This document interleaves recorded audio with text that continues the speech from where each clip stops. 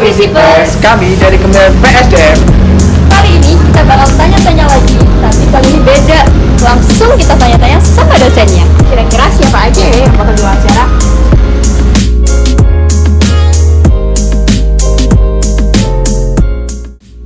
Kita tanya yuk ke dosen-dosen FISIP, sebenarnya seberapa penting sih organisasi itu buat mahasiswa, terlebih buat kita nih mahasiswa FISIP. Dan kira-kira saran apa yang bisa dikasih ke dosen buat organisasi mahasiswa di lingkup FISIP? Kalau ditanya seberapa penting ya organisasi mahasiswa itu di ruang lingkup FISIP sih terutama, itu penting banget. Soalnya jurusan kita itu jurusan administrasi publik. Basically kita bakal ngomongin publik. Nah, kalau kita mau fasih ngomongin publik, at least kita mulai dari tingkat paling bawah, dan tingkat paling bawah itu kampus. Gitu. Jadi kalau ditanya berapa penting banget sih. Karena ilmu yang kita dapat di kelas, yang kalian dapat dari dosen-dosen di kelas, itu bakal di-apply-nya itu di organisasi. Gimana sih kita bisa tahu manajemen sumber daya manusia kalau kita tidak apply di organisasi? Contohnya bagian PSDM, pengembangan sumber daya manusia. Emang bisa ngembangin sumber daya manusia gitu aja? Kalau teori sih gampang ya, tapi kalau praktek itu butuh lapangan. Nah, organisasi itu salah satu lapangannya gitu. Jadi kenapa organisasi itu penting untuk mahasiswa, khususnya mahasiswa FISIP ya. Jadi di sini saya memberikan sudut pandangnya dari kacamata administrator. Jadi kenapa kok mahasiswa itu perlu berorganisasi? Secara teoritis kan kalian itu kuliah atau mengikuti mata kuliah kan hanya secara teori. Jadi kadang waktunya juga tidak panjang. Kadang lingkupnya juga itu aja. Mungkin mendengarkan dosen, kalian presentasi. Tapi ketika kalian mengikuti organisasi, kalian di situ tuh bisa berkembang, bisa mendapatkan ruang untuk kalian berdiskusi, kalian mengutarakan pendapat kalian. Kemudian secara praktiknya juga kalian itu cenderung bisa berkembang secara otak kalian lebih bekerja. Karena apa? Di situ diskusi tempat kalian untuk bertukar pendapat dengan teman satu sama lain. Kemudian ada struktur organisasinya, jadi ada leadership. Kalian bisa belajar tentang leadership, bagaimana kalian sebagai seorang pemimpin untuk memimpin anggota kalian itu menjadi kayak menghasilkan sesuatu, mulai dari proyek-proyek, mulai dari kayak seminar, pelatihan, terus kunjungan kemana-mana pun, kayak yang kemarin kan kalian sudah ada kunjungan ke SMA, terus kemudian ke sekolah-sekolah, kemudian mengadakan pelatihan. Nah dari situ kalian itu bisa menunjukkan bahwa organisasi itu merupakan tempat atau ruang untuk kalian itu menghasilkan sesuatu. Jadi kenapa menurut saya organisasi itu penting?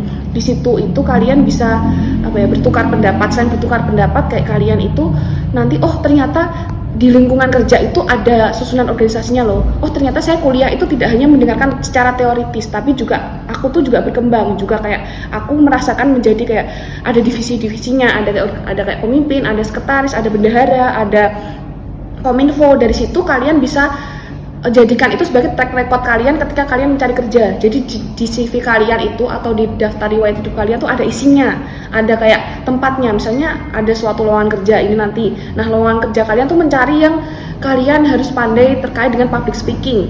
Otomatis kalian bisa cantumkan, aku ternyata pernah menjadi pembicara dalam seminar ini, aku ternyata pernah jadi moderator. Kemudian ada juga yang bagian kominfo kalian bisa desain, bisa kalian itu semacam kayak fotografi, ternyata di situ tuh dibutuhkan. Nah, itu bisa jadi untuk track record kalian. Jadi kesimpulannya organisasi itu penting. Kalau nggak sekarang, kapan lagi? Kalau nggak kalian ketika jadi mahasiswa, mau kapan lagi? Karena itu sebuah batu loncatan untuk kalian nanti menjadi atau mencari jati diri kalian dan menjadi apa yang kalian mau. Jadi gini, kalau kita ngomong soal organisasi itu kan secara teoritik atau secara keilmuan itu kan ataupun manajemen itu berhubungan dengan bagaimana tata kelola organisasi kan gitu kan. Nah, artinya sebetulnya bagi seorang mahasiswa, apalagi untuk mahasiswa FISIP ya, khususnya untuk prodi administrasi publik, itu sangat relevan dan sangat relate karena apa? Misalnya kalau kita bicara di administrasi publik itu kan memang secara profiling atau secara output itu diharapkan nanti akan melahirkan atau menjadi mahasiswa yang mempunyai kemampuan dalam bidang tata kelola organisasi. Nah, kita tahu di administrasi publik misalkan belajar tentang bagaimana perilaku organisasi, belajar tentang bagaimana dasar-dasar manajemen, belajar bagaimana tentang organisasi dan manajemen. belajar bagaimana tentang administrasi. Nah, semua itu sebetulnya outputnya mengarah pada kita mempunyai kemampuan untuk mengelola organisasi. Nah, oleh karena itu sebetulnya ini justru memang sangat relevan kalau itu digunakan atau itu harus dimiliki oleh mahasiswa FISIP yang output ataupun profilingnya nanti akan dicetak untuk menjadi seorang administrator, dicetak untuk menjadi seorang manajer, sehingga basic keilmuannya itu harus ditata sejak awal. Nah, itu satu. Nah, yang kedua, kemampuan dalam mengelola organisasi itu bukan hanya kebutuhan studi, tetapi kalau kita berbicara tentang perkembangan di luar ya, atau berbicara tentang peluang kerja yang nanti akan bisa diambil peran itu oleh lulusan administrasi publik, itu memang sangat memungkinkan. Misalnya kalau kita lihat dalam berbagai organisasi ya, baik organisasi publik maupun organisasi privat atau private sector dan public sector, itu menunjukkan atau memungkinkan atau bahkan mensyaratkan kemampuan-kemampuan organisasional dalam pengelolaan organisasi. Nah, sehingga dengan demikian sebetulnya ini malah sangat match dengan studi yang dipelajari dan kebutuhan lapangan. Nah, ini sebetulnya memang salah satu kelebihan dalam administrasi publik itu adalah di situ. Selain kita mempunyai kemampuan di sisi akademiknya, ternyata ini juga relevan dengan misalnya kebutuhan pasar.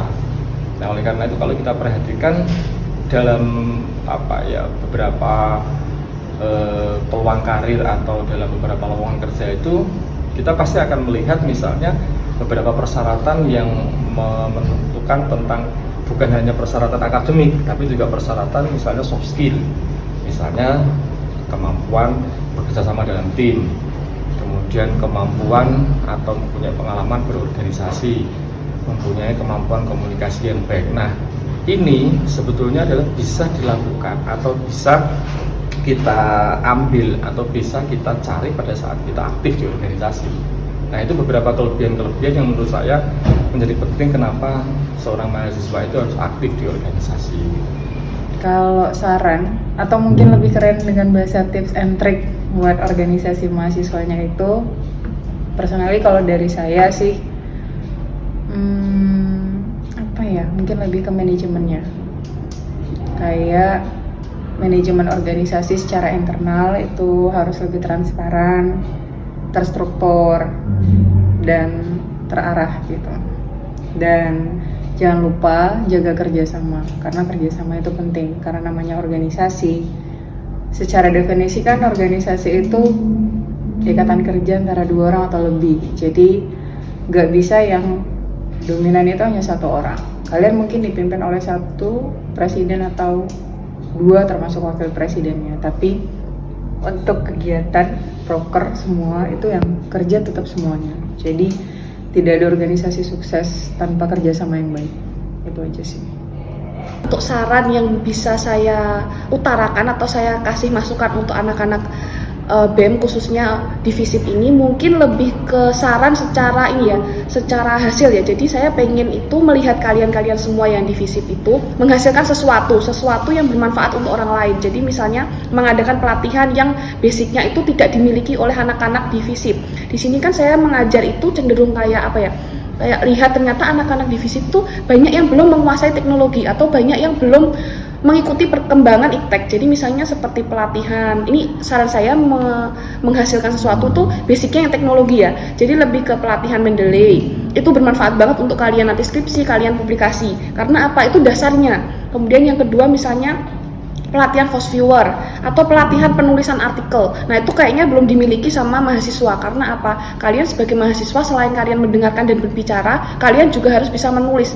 Karena itu akan menjadi output kalian nanti. Misalnya kalian telah mengadakan kayak pelatihan Mendeley, Fast Viewer, pelatihan penulisan artikel. Kemudian ada nih dari salah satu dari kalian tuh yang menghasilkan artikel yang publish di jurnal nasional. Nah, itu nanti bisa jadi track record. Oh, ternyata aku ketika lulus aku punya portofolio. Portofolionya yaitu aku berhasil menghasilkan satu artikel ilmiah yang terindeks nasional, dan itu bisa jadi salah satu cara untuk kalian mencari pekerjaan. Misalnya di bidang jurnalistik kalian itu punya ini loh portofolio aku ada karya ilmiahnya, bisa untuk kalian kalau ada yang studi lanjut bisa untuk ini juga pengalaman, misalnya kalian mau lanjut S2 ternyata kalian sudah punya publikasi. Nah, itu bermanfaat banget. Mungkin saran saya seperti itu. Jadi biar selain kalian tuh memanfaatkan teknologi, selain itu juga kalian menghasilkan sesuatu. Jadi mungkin untuk anak-anak BEM dan organisasi divisi yang lainnya bisa jadi kedepannya dan dalam waktu dekat ini saya harap adanya pelatihan itu. Nanti untuk narasumber dan siapa pelatihnya bisa mengambil dari dosen-dosen yang ada di FISIP gitu. Ya, saya sangat menyarankan dan saya sangat meminta atau bahkan mungkin menekankan ya kepada teman-teman mahasiswa khususnya untuk administrasi publik itu untuk memperbanyak experience atau memperbanyak pengalaman atau memperbanyak jam terbang untuk aktif di organisasi. Nah, di Unigoro ini kan sebetulnya kita sudah memberikan banyak ruang ya untuk aktualisasi bagi mahasiswa khususnya untuk FISIP itu berorganisasi. Kita punya banyak BEM, ada BEM fakultas, ada BEM U, kemudian kita juga memiliki UKM sesuai dengan bakat dan minat masing-masing. Bahkan jika misalnya kita masih merasa belum cukup puas dengan di internal misalnya, kita juga bisa mengembangkan diri di organisasi eksternal kampus gitu. Nah, saya pikir sudah banyak ruang yang bisa dimainkan, yang bisa diambil perannya oleh mahasiswa untuk bagaimana meningkatkan kapasitas diri melalui organisasi itu.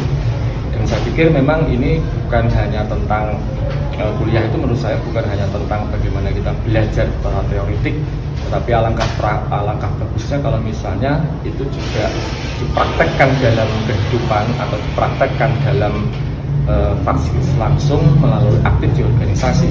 Karena ketika kita aktif di organisasi, maka sebetulnya kita dituntut untuk menerapkan step-step atau tahapan-tahapan yang selama ini sudah kita pelajari di bidang keilmuan itu. Jadi ada banyak manfaat yang bisa diambil oleh teman-teman dan dengan banyaknya organisasi-organisasi baik yang internal kita siapkan di kampus maupun yang di eksternal itu akan sangat menunjang peningkatan kapasitas, peningkatan kapabilitas maupun peningkatan integritas bagi teman-teman dalam berorganisasi. Oleh karena itu jangan ragu untuk tetap selalu aktif di organisasi.